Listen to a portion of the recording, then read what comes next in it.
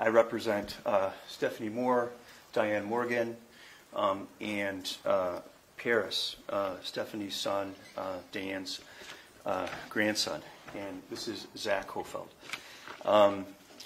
This morning, my law firm, on behalf of the family, filed a federal civil rights lawsuit on behalf of Parris.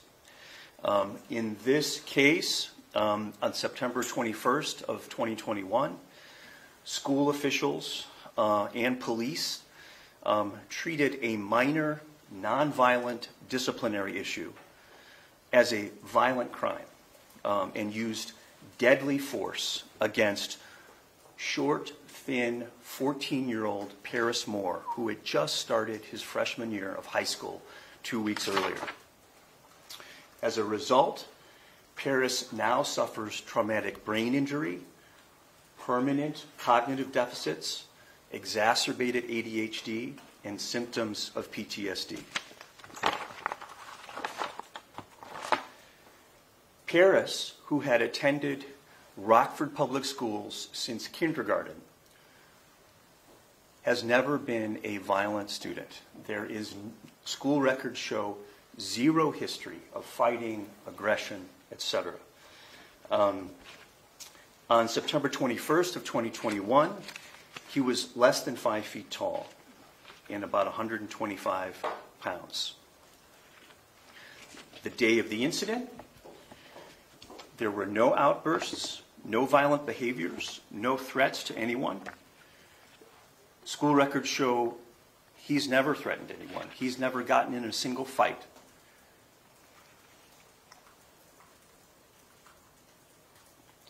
The day before the incident, he was sent home for refusing to take down his hoodie.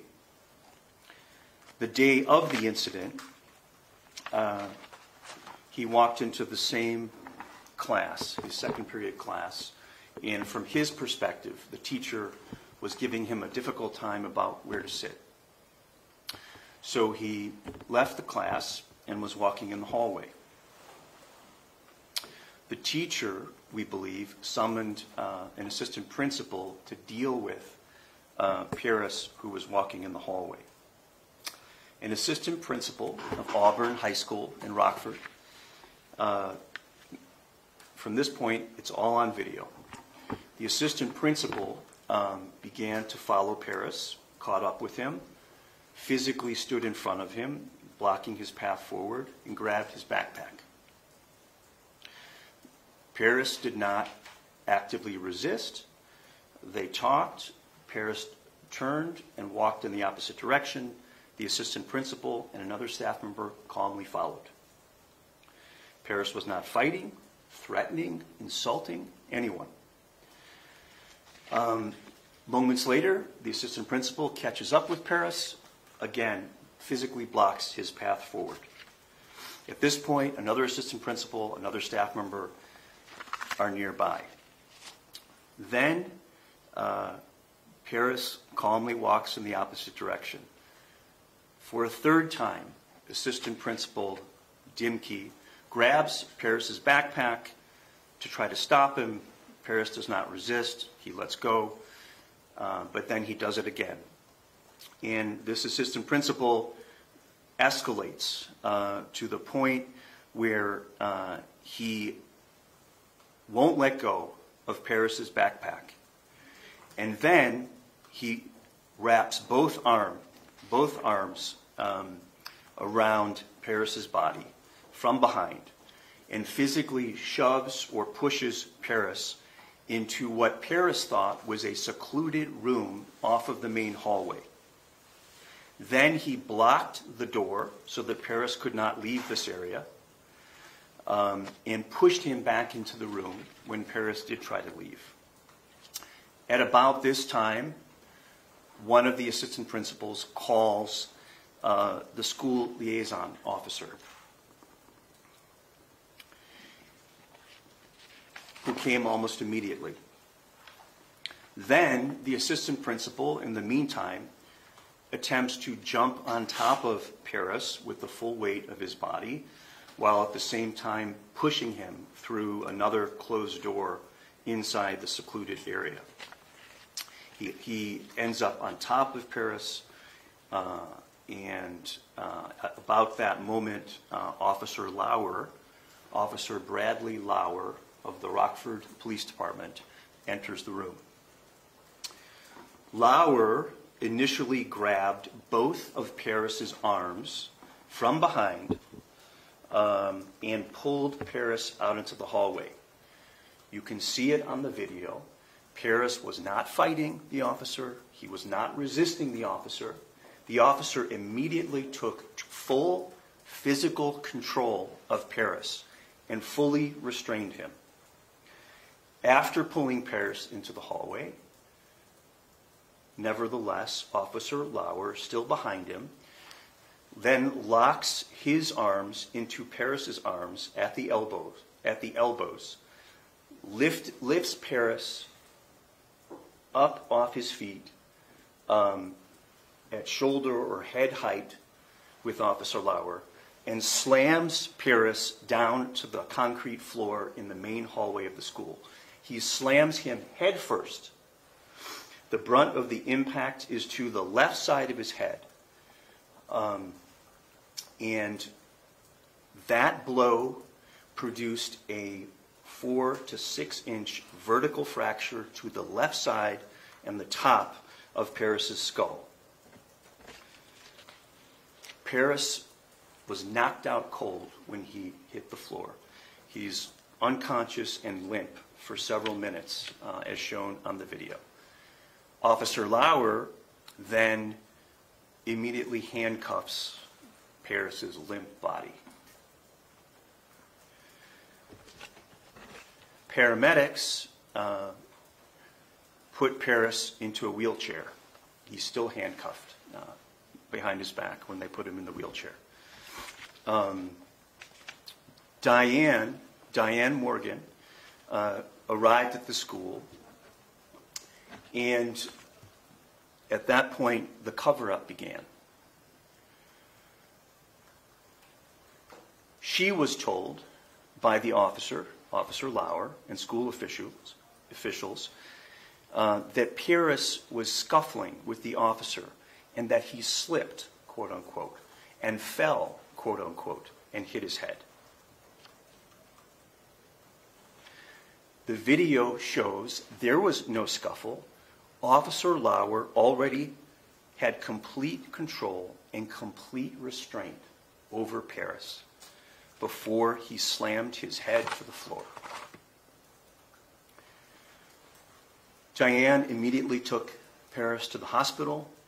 He was hospitalized for several days. When he got home, he was a different human being. He was unable to walk. His hands were folded inward. He looked pigeon-toed. He looked like a crippled person. For weeks, he had severe headaches. He was not sleeping. He was throwing up. He could barely speak. He struggled. When I met him for the first time in November of 2021, he struggled to form words and sentences to answer your questions. He's since been diagnosed with a traumatic brain injury, and it is the opinion of the person who evaluated him that he has permanent brain damage, permanent deficits in the area of memory, language, and fine motor control. His pre-existing ADHD is now exacerbated. He has shown signs of ADHD since kindergarten in the Rockford Public Schools, and no school official ever initiated an evaluation that could have led to an IEP or a 504 plan. He's now socially withdrawn, stays in his room by himself, fears school, fears social interaction, fears going places, including doctor's appointments, He's afraid people are going to hit him. He's afraid of the police. He's afraid of the outside world. He has flashbacks about the incident, etc., etc., etc.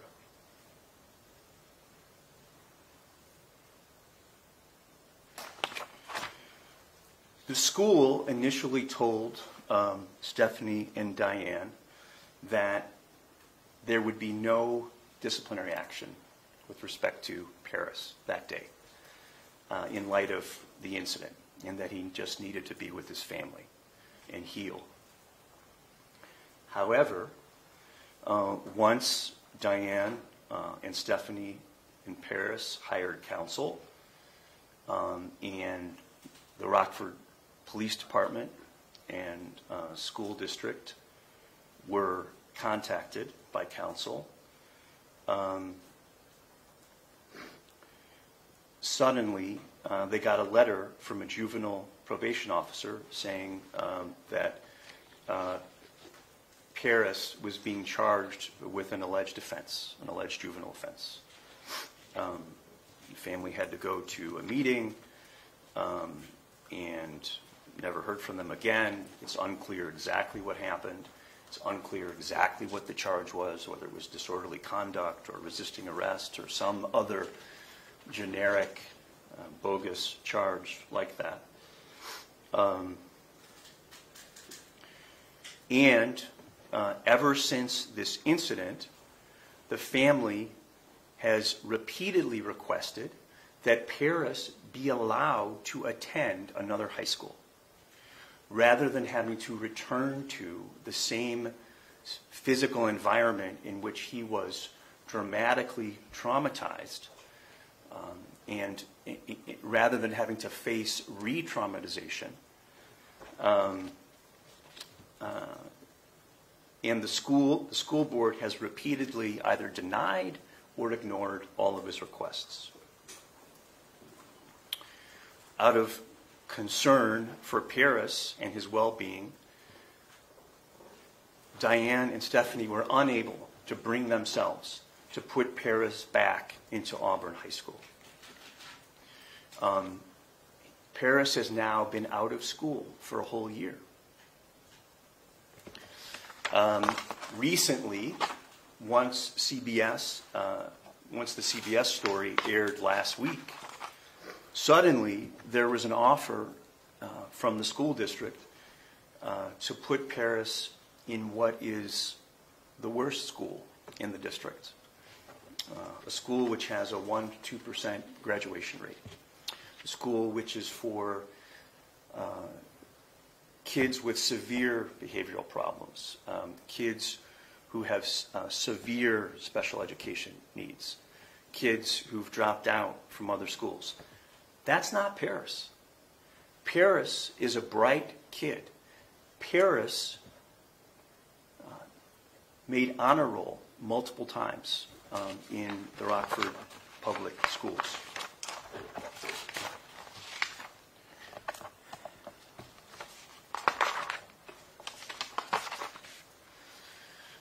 We, the family, we are calling on, number one, we're calling on the Rockford Police Department and Rockford Police Department Superintendent Carla Redd to do the right thing and suspend Officer Lauer pending investigation and discipline. We call on Superintendent Redd to break the department's silence. For over a year, they have not released any information to the public about this incident. No statement, no acknowledgement, no video, no announcement of any investigation, nothing. It's as if this incident never occurred. In addition, based on Officer Lauer's bald aggression and lack of judgment that he demonstrated when he slammed 14-year-old Parris to the floor, not only should this officer never work in another school, but he should be permanently stripped of his police powers before he kills somebody. He could have killed Parris Moorse in September of 2021. A little more force, a slightly different angle, and we would be announcing, God forbid, we would be announcing a wrongful death case today.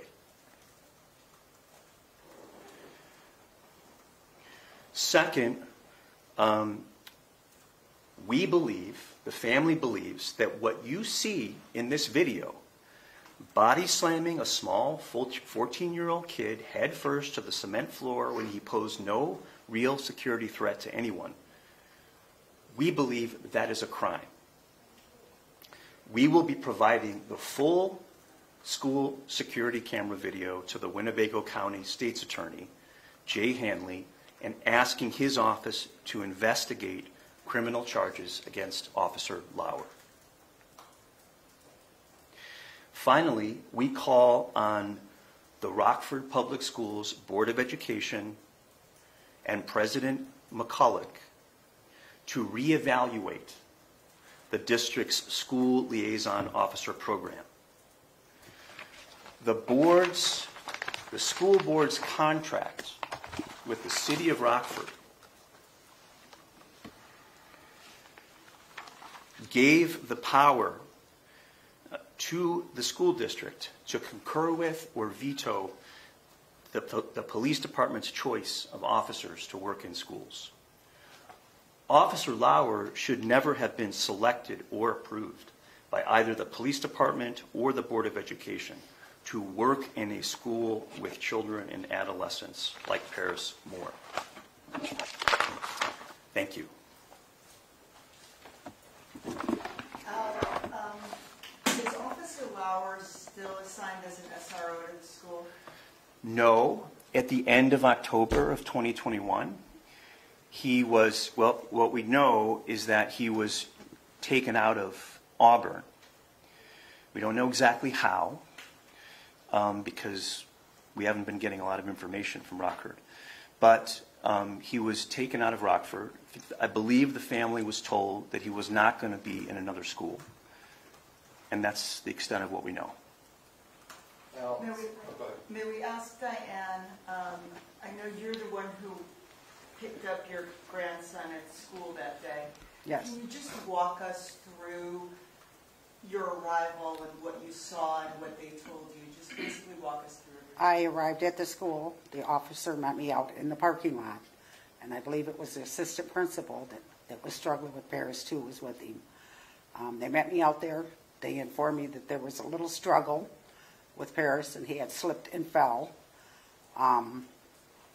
and that there would be no charges put against my grandson, that they felt that right at that moment in time, he just needed to be with his family. I proceeded into the school, see my grandson sitting right at the doors, handcuffed in a wheelchair, shaking so bad he could barely move, crying, which naturally brought tears to my eyes. I proceeded to take him straight to the hospital, where we found out that he had his skull was fractured. They wouldn't even treat him here. They shipped him to another hospital where he spent time, and that's what I got told. So they told you he slipped and fell? He slipped and fell through a struggle. When did you find out? I called the school and told them I did not believe this incident with the damage that was done to him, that was a slip and fall, and I wanted video. They told me they would have to get that approved. It took them some time, and I got the video, and we contacted a lawyer. Was Parris able to talk to you at that point? No, they really wasn't telling me anything except for, like I say, what they had told me originally when I first got there. Well, what about Parris? Was he able to say? Parris was not really capable of telling me. It was almost like he really didn't remember. And so I waited on the video. Since you received the video, has the school district at all admitted that it wasn't a slip and fall? No, they have not even contacted me at all. And they haven't given any rationale when they did get back to you about transferring schools, why they couldn't do that to Parris? Nope. Nope, they just said he's in that district, that's where he's got to go. Diane, what was it like when you saw that video? What went through your mind? I was so angry. I just want something done to this officer that did this. He could have killed my grandson. And it's not even the matter of just him, any other child. He has no business to be in these schools using force like that. It's just, I just want something done. He to me, shouldn't even be in the police force. I mean, if he'll do it to a kid, he'll do it to anyone. Stephanie, Can you tell us may we ask you how your son's behavior has changed, how he's now? Man. I can't talk. Okay, she's Just tell us- upset. I know what's up, but if you could just tell me a little bit what Parris is like. I can answer that. I live in the same duplex they do. I'm right next door. His speech and stuff has slowed way down. He don't remember houses that he's lived in. He don't recall a lot of things they have done in the past. It's almost as if, I don't know if it would be a short-term memory. It's not fully developed there anymore. Like I say, his speech, he was a child that talked kind of fast. Now he talks as slow as I'm talking. And his memory is just not the same. He don't remember a lot of his childhood. Diane, there's a thing, you know how you felt when you saw the video and what that did to you as a grandmother, and what it did to Stephanie as a mother. But since you've seen Parris, the way he's been since this incident, would you characterize it as you've kind of lost him? Yes, he's not the same child that he was. Not at all. Not at all. What does that do to you? It hurts. It hurts real bad because he was a good kid. He still is a good kid. It's just he's not the same kid that I know, that I've known for years. It's like he's a different child now. So is he aware all this is going on right now? He's aware. I don't think he really understands the full concept of it, but we talk to him, we let him know what's going on to try to keep him, aware of what is happening. We could tell him we got a meeting or whatever, he'll forget. We got to keep reminding him, that type of thing. But we try to make sure he is aware. Does he remember anything about the incident at this point? He don't really remember the incident. He thought maybe he did, but from what he thought happened and what did happen, it's two totally different things. So the child does not remember. Al is saying that he's exhibiting PTSD, that he's fearful. How is he exhibiting those things at home to you? He don't really do much of anything. He stays in his room. He's confined himself to his bedroom. He don't come out, but to maybe use the bathroom, shower when he's told he has to shower. Outside that, he pretty much stays in his room. He used to go to Six Flags and have fun. He won't do any of that activity no more. He just stays home, just sits in his room. And when you think about what happened, we've seen violent things happen at school, but we've also seen this sort of trend where there are student resource officers placed in schools, and there's a sense of policing in the hallways and criminalization of kids for what are disciplinary matters. Was this the kind of situation that required an armed officer with that type of body slam, head slam? No, this is, to me, in my eyes and my feelings, this was an incident where the school should have phoned home to me and told me that Parris was in the halls and for me to come pick him up and maybe suspend him for a few days for his actions. Not carry it to this extreme that they carry it to. And you want that officer charged? Yes, I do. Yes, I do. He could have killed my grandson. I definitely want him charged. Have you seen him at all out in the community still, operating as a police officer? No, it was shortly after that he left that school. That's all I got informed, was that he no longer would be at that school. I don't know if he's in another school with another district. I don't know if he's just working at the police force. I know nothing else. That's all I got informed, was he was resigning from that school. Dan, what are your concerns about Parris' future? My concerns is that he's going to be okay, that he's going to be able to learn again to communicate, be out with public, and be around people. Or is he going to stay isolated? And with him staying isolated, it's going to make him do something to himself, hurt himself or something, because he's in that depressed mood, that depressed state. I've heard of it happening. I don't want to see this happen with him. This is an ongoing thing. We don't know. We don't know what his outcome is going to be. It could be years. You know, it's hard to say. I want to see him to be the protective person that he can be. And I know he can be. He was a good kid. Like, he got honor roll. He was good at everything. And it's just like it's all been stripped from him now. At this point, do you guys have any desire for him to return to RPS in any way? He can return to RPS, but he's not going back to Auburn. I know you mentioned that the district finally agreed to allow him to transfer to another school. What school is that? The school? It's Roosevelt Okay. in Rockford. It is, like Al said, it's an alternative school for kids that are very misbehaved, that can't get along with other kids and stuff, that have problems, or kids that have dropped out, want a GED. That's what this school is for. Parris is not that type of child. So it's almost like they're just being spiteful. Diane, when we look into the records, the U.S. that are reported by the school district to the U.S. Department of Education, in the last school year on record, in the data shows that that school, that high school, had 72 students referred to police in 1 year, and there were 43 arrests. What does that say? And there were 90.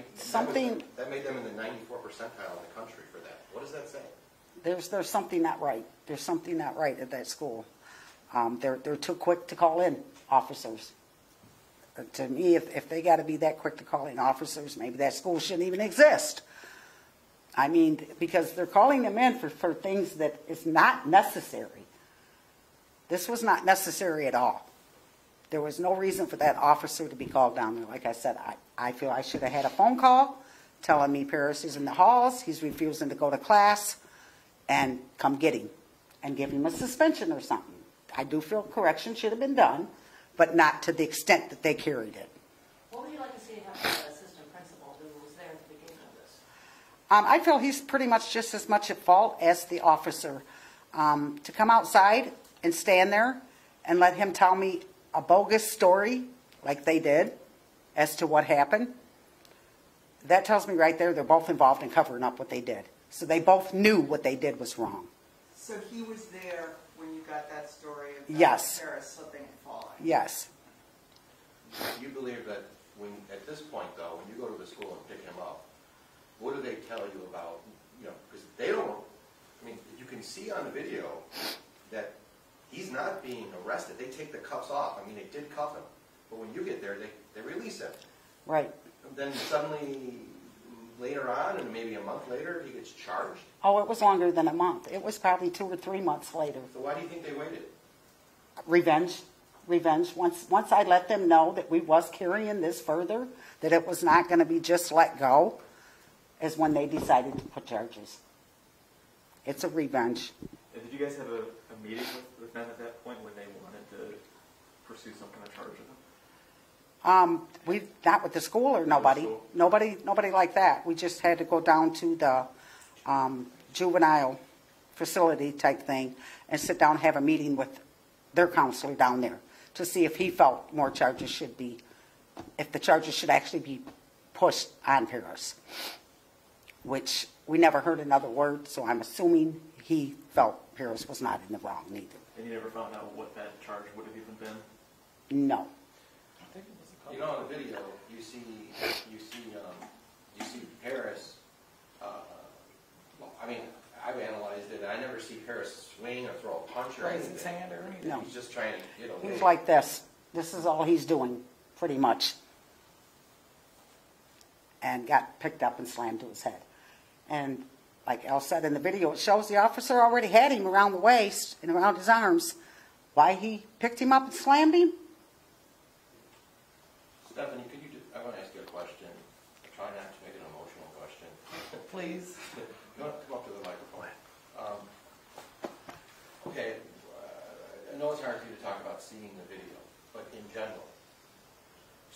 the type of maneuver, the type of trained throw, takedown, if you will, that officer used on your unarmed son in that fashion on a hard cement floor. What do you think? What would be justice for you? For him to lose his job, his position. I don't feel as though he should deal with nobody. If he can do that to a child in a school where there's cameras, what can he do to a child out here on the street? Criminal? Yeah.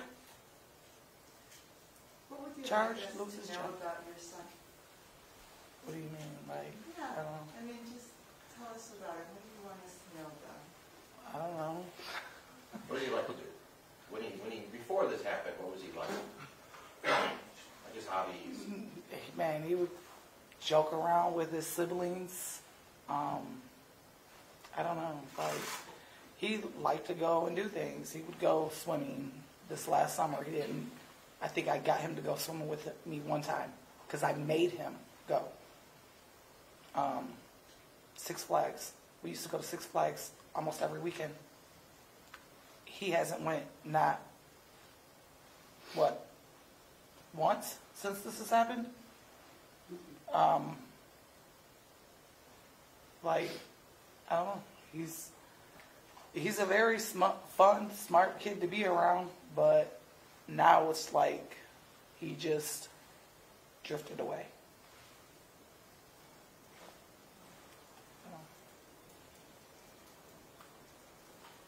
Now, what's the next step here? I think hopefully we're going to have some more talks with the district to see if there's another option in terms of a high school, a good high school for Parris to return to. And then, I think the wall that's been up so far with respect to information coming out of the district, coming out of the police department, there's more investigation that we need to do. I think that from the calls that we've gotten over the last couple of days, it appears that what happened to Parris is not an isolated incident in the Rockford Public Schools. So certainly there's more investigation to be done, and then possibly some kind of expansion of the lawsuit and the claims in the lawsuit. Can you elaborate on that at all? Once I do the investigation, yes. Or once we complete it, yes. And there's no body camera, correct? Rockford Police Department didn't start its body cam program until approximately a couple of weeks after this incident. So this is all sort of school surveillance video? That is correct. Are you sure you got all the angles? All the camera angles? No, I'm not sure.